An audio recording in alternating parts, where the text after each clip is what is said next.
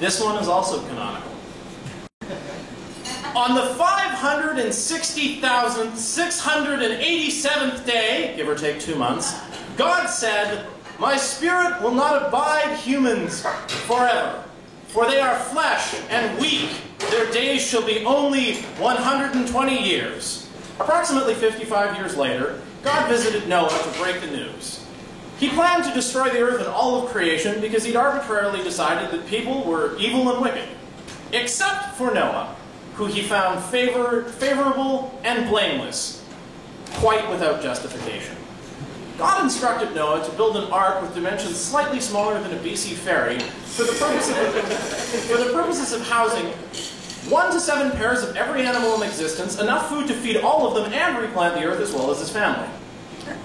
Noah took the news surprisingly well and spent the next 65 years building an ark. When the time finally came, Noah, his family, and an unconscionably high-density zoo boarded the ark. God sealed them in and said, "Let there be a great deluge." And the heavens and earth opened up, spouting water for 40 days and 40 nights, and drowned the shit out of everyone. And it was pretty fucking horrific. After the rains ceased, Noah floated for 150 days on an endless sea of water and bloated corpses, putrefying in the now ever-present sun. When the water finally receded, God instructed Noah to take the animals and leave the ark so all could be fruitful and multiply. Noah's 3 sons and their 3 wives accepted God's task and set about a campaign of massive second-generation inbreeding to repeople the world. Noah's first order of business was to cultivate wine because he needed a drink.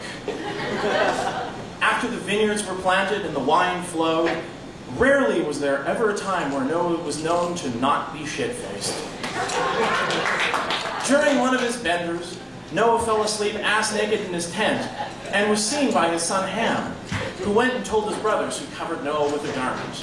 But Noah knew Ham had seen his shameful ass-nakedness, so he cursed Ham's son Canaan, for some reason, to be a slave forevermore to Ham's brothers.